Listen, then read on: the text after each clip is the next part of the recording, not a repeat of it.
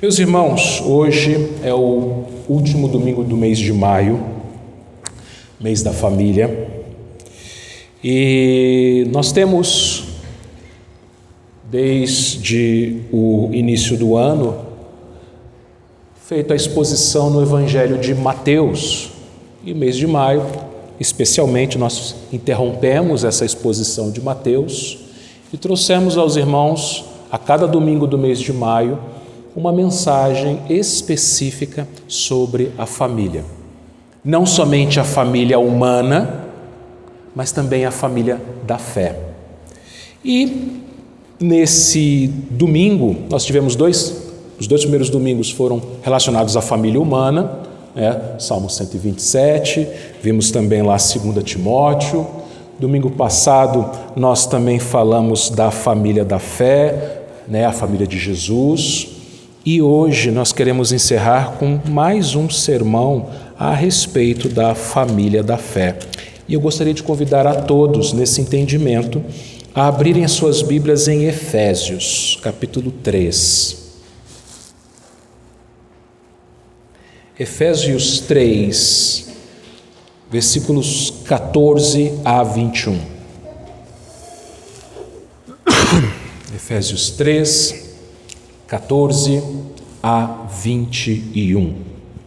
Diz assim o apóstolo Paulo: Por esta causa me ponho de joelhos diante do Pai, de quem toma o nome toda a família, tanto no céu como sobre a terra, para que, segundo a riqueza da sua glória, vos conceda que sejais fortalecidos com poder, mediante o seu Espírito no homem anterior, e assim habite Cristo no vosso coração, pela fé, estando vós arraigados e alicerçados em amor, a fim de poderdes compreender com todos os santos qual é a largura e o comprimento e a altura e a profundidade, e conhecer o amor de Cristo, que excede todo entendimento, para que sejais tomados de toda a plenitude de Deus. Ora, aquele que é poderoso para fazer infinitamente mais do que tudo quanto pedimos ou pensamos, conforme o seu poder que opera em nós,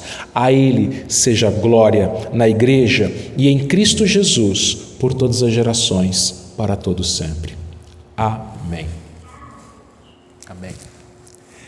Teleologia. Você já ouviu essa palavra? Não, né? Não é teologia, é teleologia. Aí você pode pensar, talvez tenha alguma coisa a ver com televisão? Televisão? Não, não tem nada a ver com televisão ou televisão. Mas teleologia é um estudo filosófico sobre a finalidade das coisas. Para que nós existimos? Para que as coisas existem? Qual que é a nossa finalidade?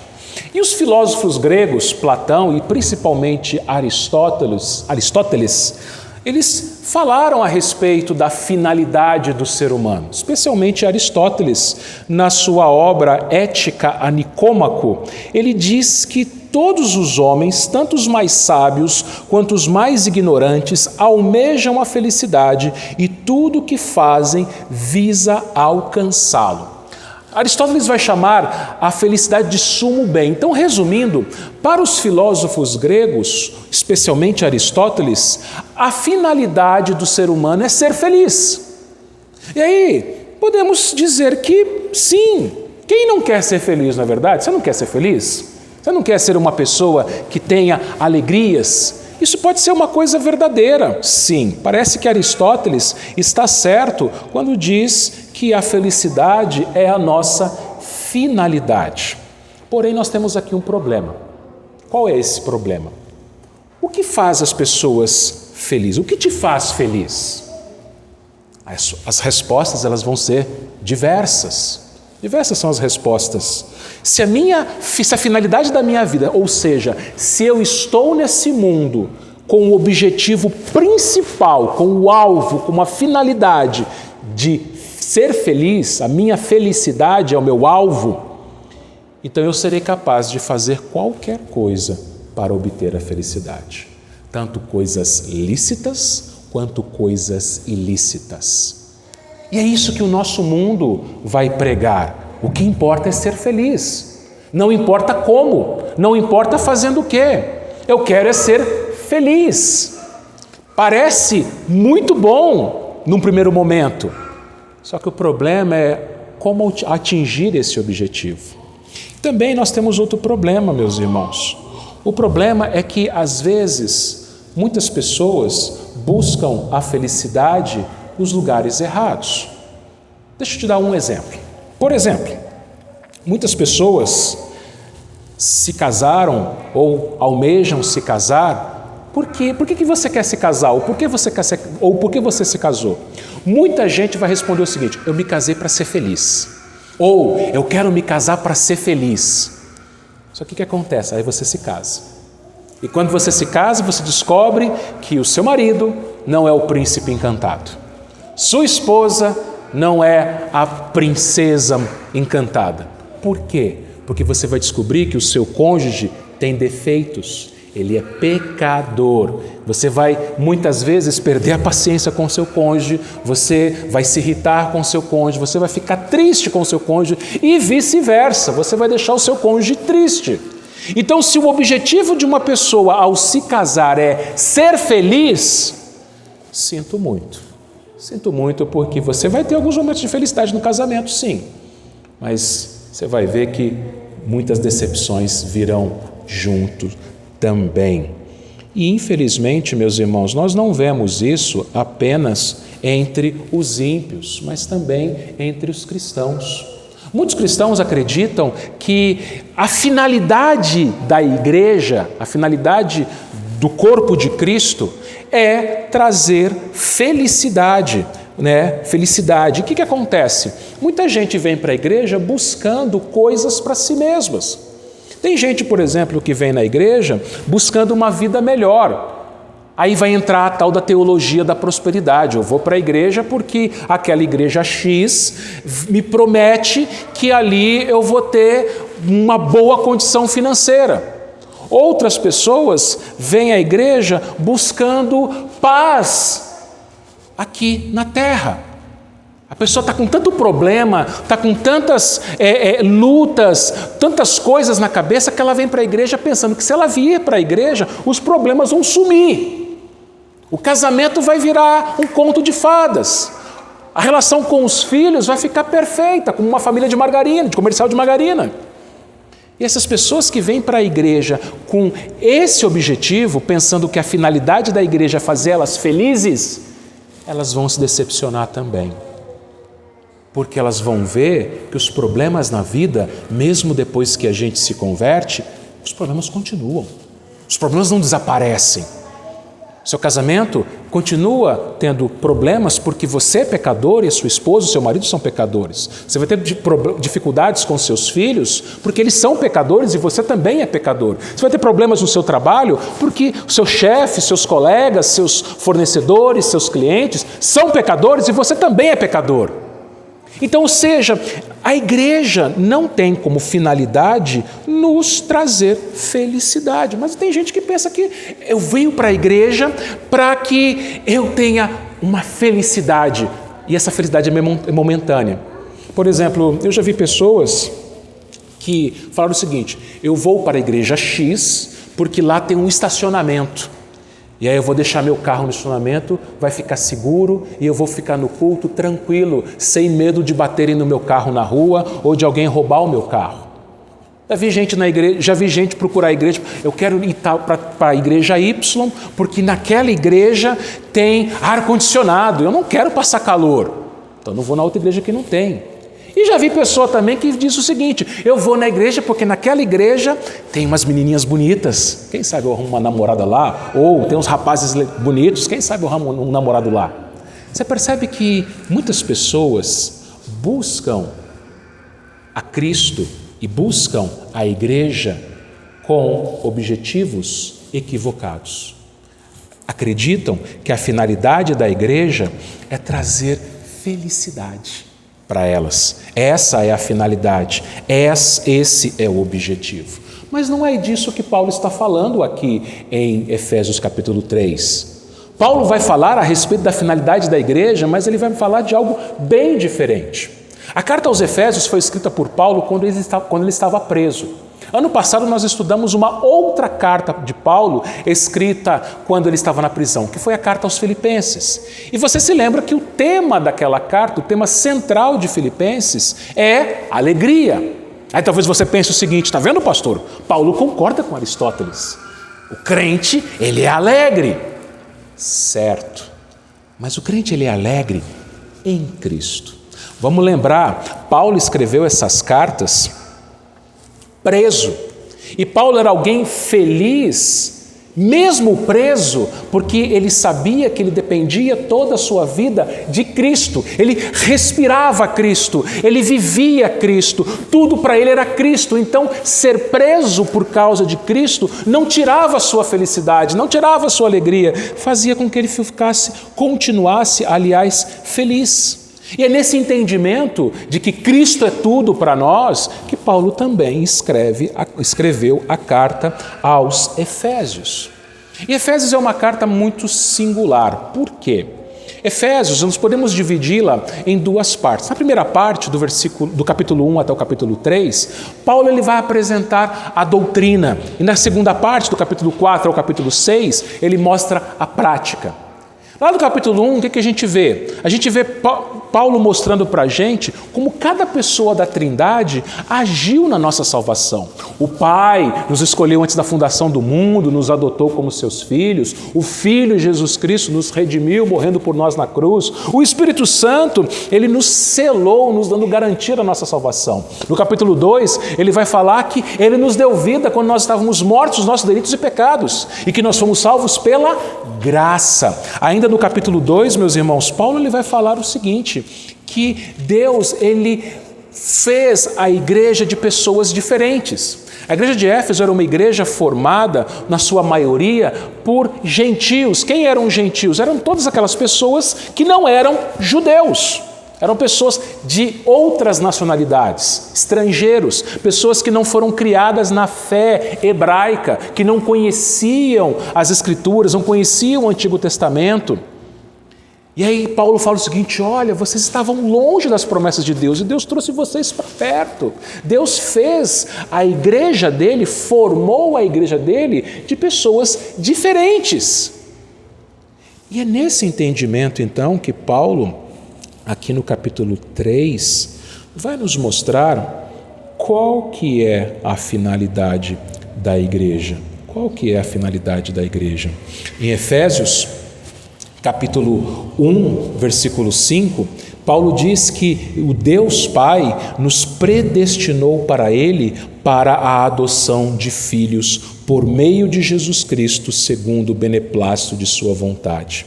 E lá em Efésios 2,19 ele ainda afirma o seguinte, assim já não sois estrangeiros e peregrinos, mas concidadãos dos santos e sois da família de Deus. Não é maravilhoso saber dessas coisas? Que você faz parte de uma família. E o pai desta família é ninguém menos do que o próprio Deus. E você faz parte dessa família pela vontade de Deus, porque você não era dessa família. Você era um pecador miserável, condenado, que estava no mundão. Mesmo que você tenha nascido num lar cristão, você não nasceu crente. Você nasceu com os seus pecados, você nasceu com o pecado original. Você pratica pecados. Mas Deus Santo resolveu te salvar. Então, ao saber dessas coisas, nós ficamos maravilhados com tudo isso, meus irmãos. E Paulo aqui no capítulo 3, a partir do versículo 14, ele vai fazer uma oração. Ele vai se colocar de joelhos, ele vai se colocar de joelhos diante do Pai, aqui no versículo 14. Quando Jesus Cristo esteve na terra, ele ensinou seus discípulos a orarem o Pai Nosso. Perceba? Pai Nosso. O Pai não é meu somente. Eu tenho aquele momento de intimidade com o meu Pai. Lá no meu quarto, com a porta fechada, o próprio Jesus também ensinou isso. Eu estou diante do meu Pai. Coloco diante dele as minhas necessidades, as minhas lutas, os meus medos, as minhas angústias. Eu agradeço, eu louvo ao meu Pai. Mas na igreja o Pai não é meu somente, o Pai é nosso. E é interessante que nessa oração do Pai Nosso, todas as petições são coletivas. Nós pedimos para que o reino dele venha sobre nós, que ele dê a nós o pão de cada dia, que ele perdoe as nossas dívidas, que ele não deixe nós cairmos em tentação, que ele livre a nós do mal. E lá em João 17:20, Jesus ele orou da seguinte forma: não rogo somente por estes, mas também por aqueles que vierem a crer em mim por intermédio da sua palavra. Ou seja, Jesus não orou apenas pelos seus 11 discípulos que ali estavam, mas ele orou por todos que creriam no futuro. Ali Jesus ele orou por mim e por você. E a gente vê lá em Romanos 8, que nós lemos agora há pouco, que Jesus está à direita de Deus, intercedendo por nós, seus irmãos. Então aqui, meus irmãos, Paulo ele vai orar justamente pelos irmãos. Paulo vai orar para que os irmãos entendessem e alcançassem esta finalidade, que é a finalidade da igreja. Nós devemos orar e devemos orar uns pelos outros, orar pela igreja.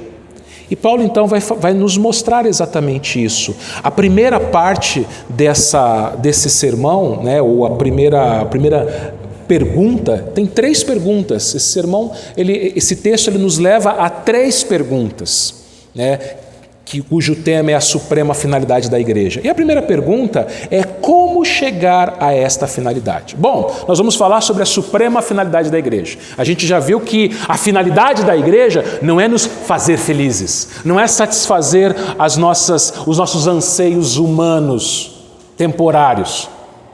Mas antes da gente falar qual é essa finalidade, nós vamos ver como chegar a ela. É o que Paulo mostra aqui a partir do verso 14. O verso 14 ele diz assim: por esta causa me ponho de joelhos diante do Pai. Antes de falar da finalidade, Paulo então, ele ora a Deus. Ele se prostra, ele se ajoelha.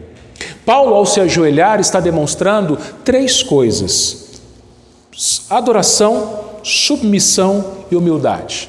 Paulo não está diante de um homem, Paulo não está diante de alguém que é igual a ele, mas Paulo está diante do próprio Deus. Deus. Nas nossas orações, meus irmãos, nós precisamos entender isso em primeiro lugar. Quando nós oramos, nós falamos com Deus. E tantas são as vezes que a gente ora de maneira irreverente, que a gente pensa que está falando com um chapa, com um chegado, com meu amigão. Não, não é bem assim não. Sim, Ele é o seu Pai, você tem intimidade com Ele, mas Ele continua sendo Deus. Ele não deixou de ser o Deus Altíssimo, o Rei dos Reis, o Senhor dos Senhores. O Deus que aqueles que viram a sua glória tremeram de medo, como Isaías, por exemplo. Irmãos, é muito sério isso. Quando a gente pensa nisso, não há como não pensar na nossa pequenez, porque se você chegar, por exemplo, em frente a um prédio muito alto e você olhar para aquele prédio para cima assim, aí você vai ver como você é pequenininho diante de um prédio. Agora, o que é um prédio, um edifício diante de Deus? Se você já teve a oportunidade de conhecer o mar e viu aquela imensidão de água a perder de vista, você se sente pequenininho. Quanta água, que eu nem vejo o fim dela. O que é o mar, ou todos os oceanos do mundo, ou toda a água do mundo diante de Deus? Se você vê um animal bravo, um leão, num zoológico, por exemplo, você vai se sentir pequenininho, porque aquele bicho é forte, é poderoso, é feroz. O que é qualquer animal feroz diante do Deus que criou os animais? Quando a gente olha para o céu e vê a lua cheia brilhando e aquele monte de estrelas, você se sente pequenininho diante de um universo que a gente nem imagina o tamanho. O que é o universo diante de Deus. Irmãos, é muito sério isso. A nossa geração é uma geração irreverente. É uma geração que tem tratado Deus como um igual. Sim, Deus é o meu Pai, eu tenho intimidade com Ele, mas eu chamo Ele de Senhor, meu Deus, meu Rei. Paulo ele mostra isso daqui colocando-se de joelhos. Paulo também ele é submisso. Se Ele é o meu Pai, o meu Deus, o meu Rei, eu me submeto a Ele. Eu não chego até Deus com arrogância, com soberba, exigindo, como alguns fazem.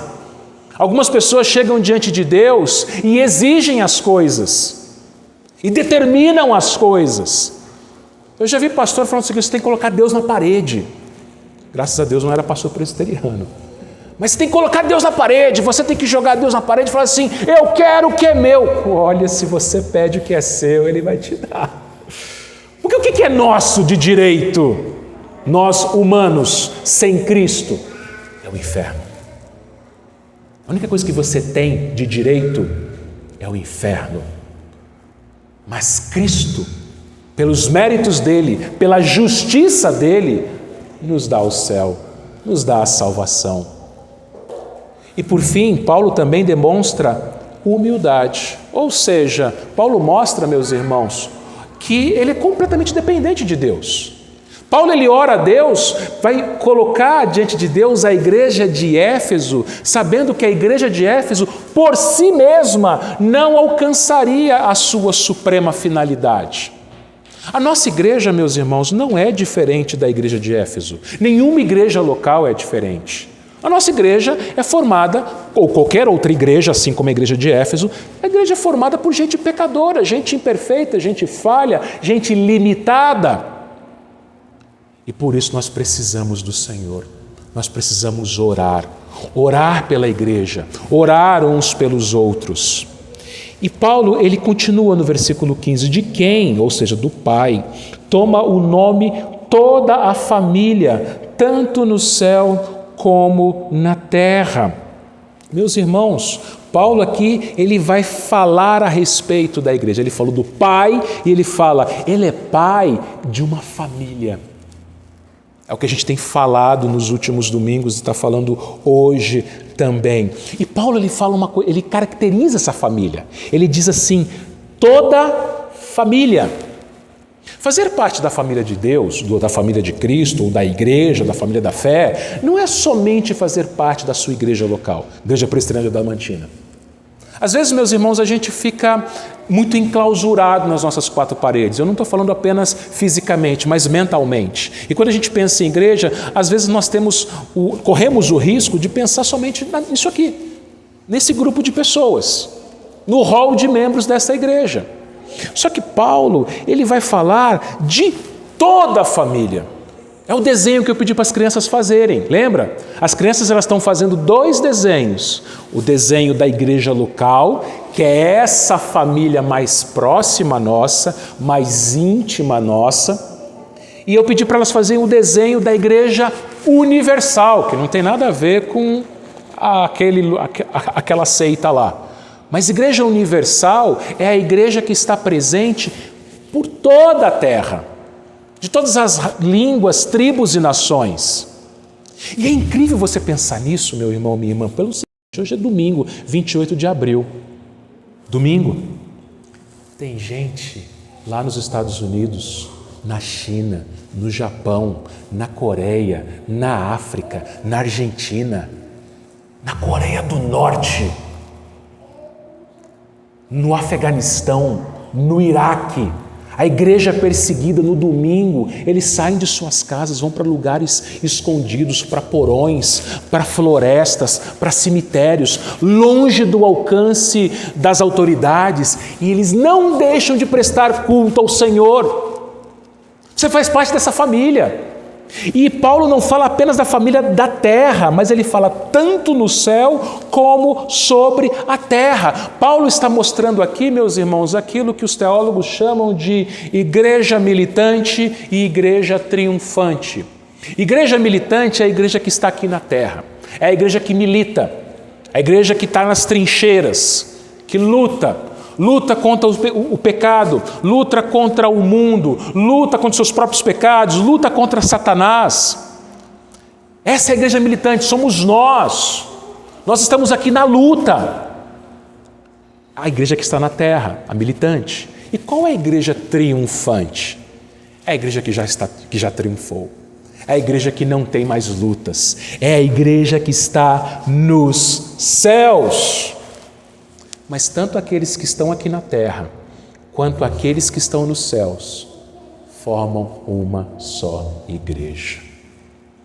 Formam uma só igreja.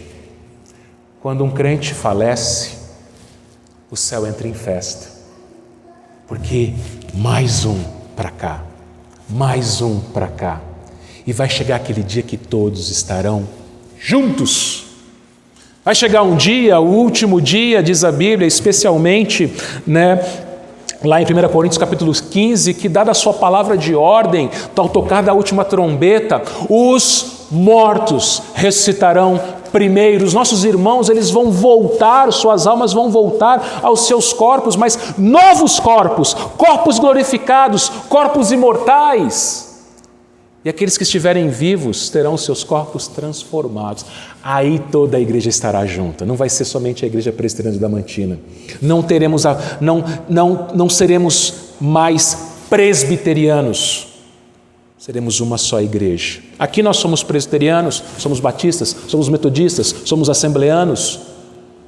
Mas quando todo mundo estiver junto, vai ser uma igreja só.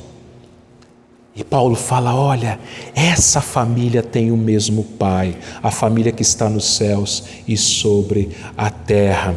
E é esse Pai que torna possível a igreja atingir esta finalidade. E Paulo está falando de toda a igreja, certo? Tanto a que está aqui como a que está lá. Ele fala no versículo 16 e na parte A do versículo 17, para que segundo a riqueza da sua glória vos conceda que sejais fortalecidos com poder, mediante o seu Espírito no homem interior, e assim habite Cristo no vosso coração pela fé. Só a primeira parte do verso 17. O que Paulo está pedindo aqui?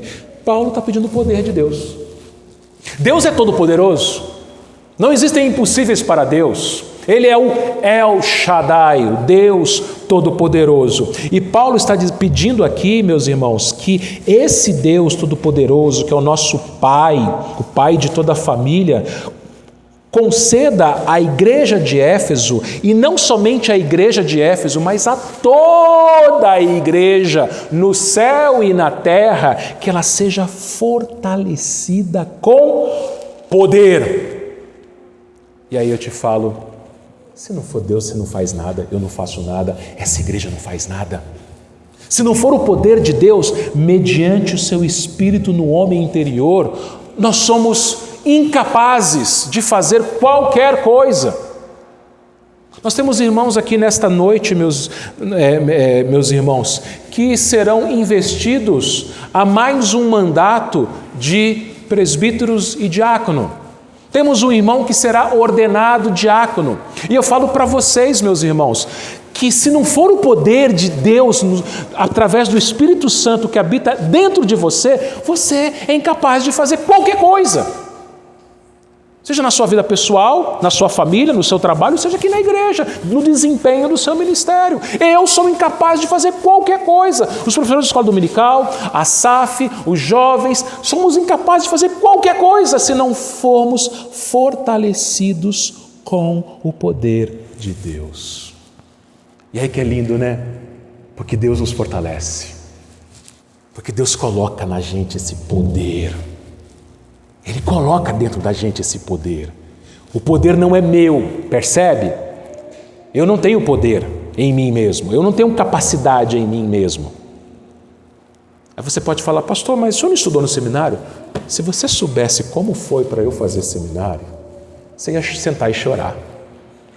Porque foi muito difícil. Foi muito difícil. Às vezes você está aqui nessa noite e foi difícil para você sair da sua casa. Talvez você esteja desanimado, talvez você esteja com medo, talvez você esteja deprimido, triste, muito triste.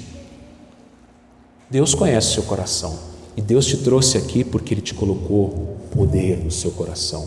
Ele te fortaleceu para vir aqui, porque se não fosse o fortalecimento dele, nem aqui você estaria, nem aqui você estaria.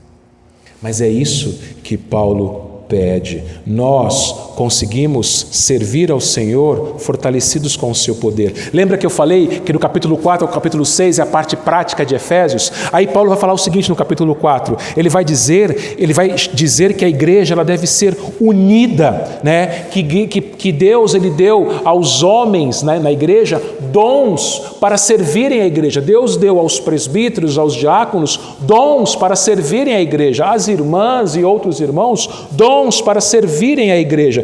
Paulo ainda no capítulo 4, no começo do capítulo 5, ele vai falar que a igreja deve viver em santidade.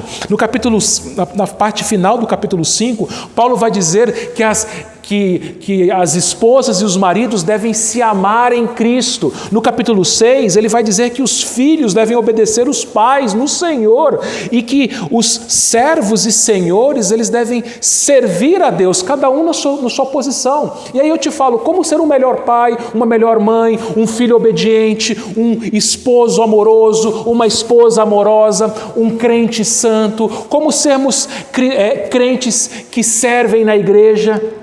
A gente só consegue fazer essas coisas se formos fortalecidos pelo poder de Deus através do Espírito Santo que habita em nós. Não fale para Deus, Deus, mas eu não consigo ser um bom marido. Senhor, fale para Deus o seguinte, Senhor, eu não consigo ser um bom marido, mas me fortalece com o teu poder através do teu Espírito para ser um marido bíblico, para ser uma esposa bíblica, para ser um presbítero, um diácono que serve, porque eu sozinho não consigo, se não for pelo teu poder. Paulo, então, ele vai chegar finalmente a essa finalidade. Só que antes, Paulo ele mostra para nós ainda que é mediante o Espírito. Romanos 8, versículo 9, apenas a parte B, diz assim: se alguém não tem o Espírito de Cristo, esse tal não é dele. Ou seja, se a pessoa falar, eu não consigo, e eu cruzo os braços, sabe aquela síndrome de Gabriela? Os mais antigos devem se lembrar de Gabriela. Tem o livro lá, Gabriela Cravo e Canela, e tinha lá uma série nos anos 70, e tinha uma música, né? Eu nasci assim, eu vivo assim, vou morrer assim. Tem crente que fala isso. Não, eu sou desse jeito mesmo. Sou temperamental mesmo. Quem quiser que me ature. Espera aí, então você não se converteu, você não tem o Espírito Santo. Porque se o Espírito Santo te fortalece a ser uma pessoa diferente, que agrada a Deus, você vai conseguir ser diferente pelo Espírito, né? Quem não tem o Espírito de Cristo, esse tal não é dele. Filipenses 2,13 diz que Deus é quem efetua em vós, tanto querer como realizar, segundo a sua boa vontade. É Deus quem faz isso em nós. É Deus quem nos transforma para sermos conformes àquilo que Ele quer, pelo poder dele. E Gálatas 2,20, a parte A apenas, diz assim: logo, não sou eu quem vive, mas Cristo vive em mim. Não é você. Quando você olha para aquilo que você faz, quando você olha para o seu filho, para a sua filha, para a sua família, e você vê as bênçãos de Deus na sua casa, você não pode falar, olha, eu consegui, eu cheguei lá. Quando você olha para aquilo que você conquistou através do seu trabalho, você não pode falar, olha, eu cheguei lá. Quando você olha para a igreja e vê o seu trabalho frutificando na igreja, você fala, olha, eu consegui. Não, é Cristo. Não sou eu quem vive, é Cristo quem vive em mim. É Ele que me capacita, é Ele quem me dá poder para chegar à finalidade, a nossa finalidade como igreja. Versículo 17, parte B, até o 19. Estando vós arraigados e alicerçados em amor, a fim de poderdes compreender com todos os santos qual é a largura, e o comprimento, e a altura, e a profundidade, e conhecer o amor de Cristo, que excede todo o entendimento, para que sejais tomados de toda a plenitude de Deus. Bom, lembra a primeira pergunta? Como chegar a esta finalidade? A segunda pergunta talvez seja a que mais a gente quer saber. Qual é esta finalidade? Bom, Paulo ele vai dizer aqui na segunda parte do versículo 17 que os irmãos da igreja de Éfeso, eles estavam arraigados e alicerçados em amor. Bom, vamos pensar aqui uma coisa. Uma planta, ela tem raízes. Só que aquelas plantinhas rasteiras, você consegue tirar ela com a mão, com raiz e tudo. Por quê? Porque as suas raízes não são profundas. Uma árvore, quanto mais alta é uma árvore, mais funda é a sua raiz. E quanto mais profunda a raiz vai lá buscar os nutrientes da terra, a água lá no fundo da terra, mais ela vai crescer, mais ela vai frutificar. Um prédio, quanto mais alto for um prédio, mais profundo é o seu alicerce. Da mesma forma, a igreja só cresce e frutifica quando ela está alicerçada, arraigada em amor. Amor é fruto do Espírito. Então, uma igreja que não ama é uma igreja que não cresce. É o que Paulo está falando aqui. Se nós estivermos arraigados e alicerçados em amor, nós vamos frutificar. Por quê? Aí ele chega na finalidade, a fim de poderdes compreender com todos os santos, não é só eu, é todo mundo, qual é a largura, o comprimento, a altura e a profundidade, e conhecer o amor de Cristo. Essa é a finalidade. Quando a gente conhece o amor de Cristo e a gente vê o que Cristo fez por nós, a gente se ama. Porque a gente fica constrangido. Puxa, Cristo me amou tanto, eu sendo tão mal. Quem sou eu para não amar meu irmão que é igual a mim? Que é tão mal quanto eu. E às vezes, meus irmãos, a gente guarda tanta coisa no coração, tanto lixo no coração. Guarda mágoa por picuinhas. Ah, ele fez isso comigo. Ah, ele não me cumprimentou. Ah, e ela isso. A pessoa que às vezes trouxe algum mal é tão pecadora quanto você. E você e eu também já pecamos contra os outros. Pecamos contra os irmãos. E voltando à oração dominical, perdoa as nossas dívidas, assim como perdoamos os nossos devedores. É essa a finalidade da igreja. Aí você chega à felicidade. A felicidade é só uma consequência, não é a finalidade. Porque quando você entende o amor de Cristo, você fica feliz. Você aprende a ser grato. Você para de reclamar. Você para de murmurar. Você para de olhar torto para o seu irmão. Você para de ficar fazendo cobranças que não tem necessidade. E você põe a mão no arado e você trabalha, você serve a igreja, você serve a Deus com os dons que Ele te capacitou. E é incrível que Paulo, ele fala aqui da largura, do comprimento, da altura e da profundidade. É o amor 3D. Ou se você pegar as 4 aqui, 4D, será que é possível? 4D. Comprimento, altura e largura, não, comprimento, altura, largura, profundidade, 4D. Você já teve a oportunidade de assistir um filme 3D? Você coloca o óculos, o Alessandro, muitas vezes. Quando você assiste um filme 3D bem feito, você está lá com os óculos e tal, não parece que você está dentro do filme? Que ele te envolve tudo, parece que você está ali dentro do filme, parece que você está envolvido ali em todo aquele ambiente. Você já teve a oportunidade de para assistir um filme e ouvir com som surround, um home theater com aquelas caixinhas atrás? Você assistir um filme de guerra com som assim é muito bom, parece que você está no meio da trincheira, no meio da batalha. O que Paulo está falando aqui? Que da mesma forma, o amor de Cristo, ele nos envolve.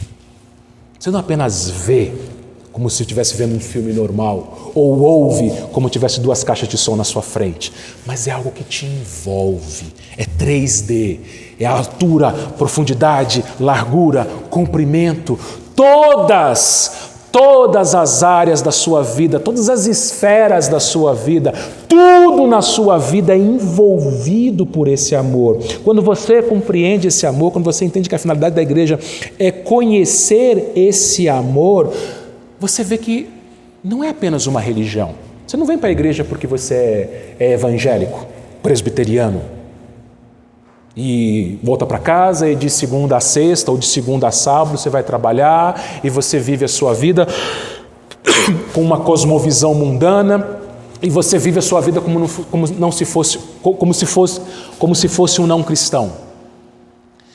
Mas tudo envolve o amor de Cristo. Por isso que Paulo, aqui na segunda parte da carta aos Efésios, vai falar de trabalho, vai falar de família, vai falar de tudo o que envolve a nossa vida. Vai falar da língua, vai falar do dinheiro. Aqui do capítulo 4 para frente ele vai falar de todas essas coisas. Então, quando você entende o amor de Cristo, tudo que você faz, a forma como você vive a sua vida é de acordo com esse amor. E é um amor que ele diz assim, que excede todo o entendimento. Quem é que explica o amor de Cristo? Como eu falei aqui, nós vimos lá em Romanos, capítulo 5, né?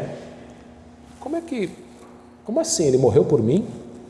Eu, desse jeito, pecador? Nós não conseguimos compreender esse amor. Não entra na cabeça de um ímpio Deus morrendo numa cruz. Não entra. Não entra na nossa cabeça o novo céu e a nova terra. O que vai ser aquilo? O que vai ser aquilo? Uma vez eu vi um pastor falando o seguinte: às vezes quando a gente pensa em novo céu e nova terra, Nova Jerusalém, você pensa nas ruas de ouro. Rua de ouro. Só que o que é um lugar onde ouro é igual asfalto? Você fica deslumbrado com asfalto? Às vezes a gente fica, né? Um asfaltinho novo, não tem mais buraco, mas depois vira coisa comum. Você não fica deslumbrado com aquilo que é comum. O que é o ouro diante da presença de Cristo? Isso não entra na nossa cabeça, mas a gente vai viver essas coisas e a gente já vive esse amor inexplicável, queridos irmãos. E olha o que ele conclui, versículo 19, para que sejais tomados de toda a plenitude de Deus. Ou seja, não é um conhecimento apenas intelectual. Olha, eu conheço o amor de Deus, eu sei recitar, eu sei dizer tudo aquilo que Deus fez por mim. Eu aprendi na escola dominical. Não é apenas um conhecimento aqui da cabeça, mas você experimenta isso. Você vive, você sente isso. E vejam, meus irmãos, muitos cristãos vivem vidas medíocres por não terem a plenitude desse amor, a plenitude de Deus. Muitos cristãos estão mais preocupados em ganhar dinheiro, em gastar esse dinheiro, em terem conforto, em viajarem, comprarem coisas, terem prazer e felicidades temporários e se esquecem da verdadeira felicidade que é conhecer o amor de Cristo. Por isso que às vezes tem tanto cristão doente emocionalmente, espiritualmente, psicologicamente, porque fica tão ansioso com as coisas da vida que esquece daquilo que nós lemos lá em Romanos 9, aliás, Romanos 8, que nada vai nos separar do amor de Deus em Cristo Jesus. E aí você fica preocupado quando fica desempregado, quando fica doente, quando alguém da sua família fica doente, quando acontece algum problema, e aí você fica ansioso, você fica nervoso, você perde o sono. Quando eu falo você, eu também. Nós estamos pecando, isso é pecado, sabia? Porque a gente se esquece que nós estamos aqui, guardados na mão do Senhor, guardados no seu amor. E a hora que a gente entende isso, a gente compreende a plenitude de Deus. Paulo, então, ele vai concluir dizendo para nós para que esta finalidade? Lembra? Como chegar, qual é e para que eu tenho essa finalidade? Para que eu tenho que conhecer o amor de Deus? Ele diz assim no versículos 20 e 21. Ora, aquele que é poderoso para fazer infinitamente mais do que tudo quanto pedimos ou pensamos, conforme o seu poder que opera em nós, a ele seja a glória na igreja e em Cristo Jesus, por todas as gerações, para todo o sempre. Veja, se conhecer o amor de Cristo é a nossa finalidade, é o objetivo da igreja, isso é algo que continua acontecendo. Quando você chegar no céu e depois, novo céu e nova terra, o que você acha que você vai fazer? Ficar deitado numa nuvem tocando harpa? Não, você vai conhecer a Deus, os atributos de Deus. E como Deus é infinito, nunca vai terminar. Jamais você vai conhecer, pronto, agora eu já conheço Deus completamente. Você não conhece a sua esposa, o seu marido completamente. Você vive anos com ele, você não conhece seu filho completamente, quanto mais conhecer a Deus. Você não se conhece completamente, seu coração, quanto mais conhecer a Deus.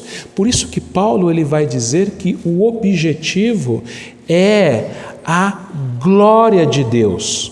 Para chegar nisso, ele louva. Essa parte final aqui do capítulo 3 é uma doxologia. O que é uma doxologia? É um louvor. Paulo, o que ele fala? Ele expõe toda a doutrina dele e depois que termina a doutrina ele louva. Ele fala, Deus é poderoso para fazer infinitamente mais do que tudo quanto pedimos ou pensamos conforme o seu poder que opera em nós. E aí eu aplico algumas coisas para nós, meus irmãos. Vamos pensar aqui. Você gostaria de ser uma pessoa melhor? Um pai melhor? Uma mãe melhor? Um marido, uma esposa melhor, profissional melhor. Você gostaria de servir melhor a Deus na igreja? Você gostaria de ler mais a Bíblia, de orar mais? Você gostaria que essa igreja fosse uma igreja mais pujante, mais alegre, maior, crescendo, não somente em número, mas também no conhecimento da palavra? Talvez você pense o seguinte, mas é difícil, nós somos poucos. É difícil, nós somos limitados, nós somos fracos. Paulo ele nos mostra aqui no versículo 20, meus irmãos, que Deus ele é poderoso para fazer infinitamente mais do que tudo quanto pedimos ou pensamos. Eu conheci uma igreja, não pessoalmente, mas eu sei de uma igreja, em um determinado lugar aqui do Brasil, que há menos de 30 anos atrás era uma igreja bem pequena. Bem pequena. E essa igreja começou a orar.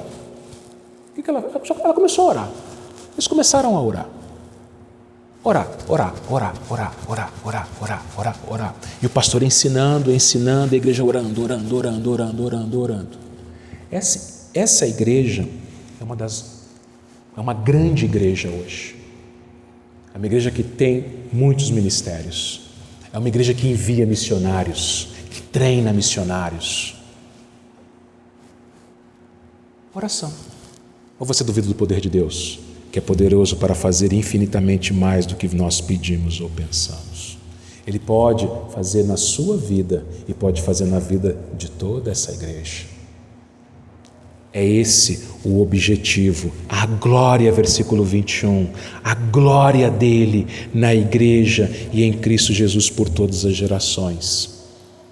Irmãos, apesar das nossas fraquezas, dos nossos pecados, das nossas limitações, Deus ele pode fazer grandes coisas aqui, na vida particular de cada um de nós, mas também na coletividade, no corpo, nessa igreja local. Então, meus irmãos, a nossa tarefa é a mesma tarefa de Paulo, orar. Orar para que o Senhor coloque esse poder em nós, nos fortaleça com o seu poder, que Ele faça muito além, infinitamente mais daquilo que nós pensamos ou pedimos para a nossa vida e para a nossa igreja. Que a gente creia nisso, que a gente coloque isso em prática, para a glória dEle. Amém.